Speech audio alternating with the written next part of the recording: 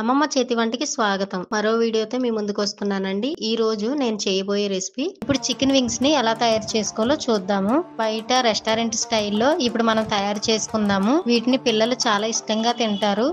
వీటిని మనం evening snacks లాగా కూడా తినొచ్చు. ఇప్పుడు చికెన్ వింగ్స్ ని ఎలా తయారు చేసుకోవాలో చూద్దాము. నేను వింగ్స్ ని ఇలా క్లీన్ చేసుకున్నానండి. ఒక బౌల్లో వేసుకుంటున్నాను. అందులో టేస్ట్ కి తగ్గ సాల్ట్ వేసుకుంటున్నాను. 1 స్పూను వెల్లుల్లి పౌడరు, 1 స్పూను సొంటి పౌడర్ అండి. సొంటి అంటే అది అల్లం డ్రై అవుతుంది కదా, దాన్ని సొంటి అంటారు. 1 టీ స్పూను కారము, 1/2 టీ స్పూను గరం మసాలా. ఇవన్నీ వేసుకున్న తర్వాత మొత్తం ఇలా కలుపుకోవాలండి. మనం ఇలా కలిపే దాన్ని బట్టే కారం అనేది ఆ వింగ్స్కి పడుతుంది. నేను ఈ విధంగా కలుపుకున్నాను. ఇందులో 1 ఎగ్ వేసుకోవాలండి. ఇలా వేసుకున్న తర్వాత ఎగ్ మొత్తం పట్టేటట్టుగా కలుపుకోవాలండి.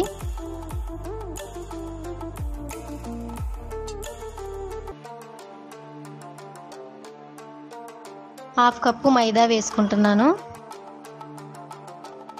1/2 కప్పు కార్న్ఫ్లోర్ వేసుకుంటున్నాను. వేసుకున్న తర్వాత మొత్తం ఇలా కలుపుకోవాలి.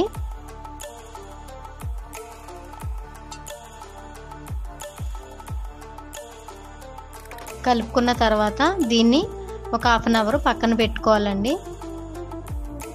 నేను పాన్ పెట్టుకొని అందులో ఆయిల్ వేసుకున్నాను.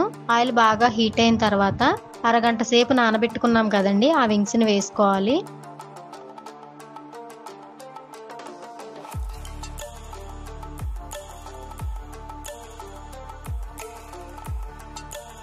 వీటిని గోల్డెన్ షేడ్ వచ్చే వరకు వేయించుకోవాలి. ఒక పక్క ఇలా కొంచెం కాలిన తర్వాత మరోవైపు టర్న్ చేసుకుంటున్నాను.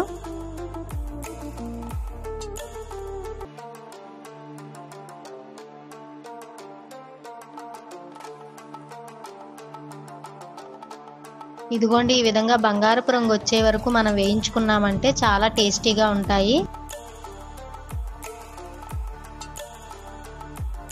వీటిని సర్వింగ్ బౌల్లోకి తీసుకుందాము.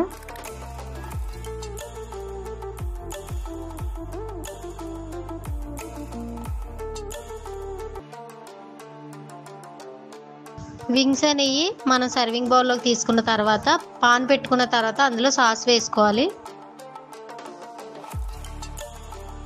సాస్ వేసుకున్న తర్వాత ఒకసారి మొత్తం ఇలా కలుపుకోవాలి. కలుపుకున్నాక 1/2 టీ స్పూన్ కారం వేసుకుంటున్నాను. కారం వేసిన తర్వాత కొద్దిసేపు దీన్ని రోస్ట్ అవనివ్వాలి. రోస్ట్ అయిన తర్వాత మనం వేయించి పెట్టుకున్న వింగ్స్ని వేసుకుందాము. వింగ్స్ వేసుకున్న తర్వాత సాస్ పట్టేలాగా మొత్తం ఇలా కలుపుకోవాలి.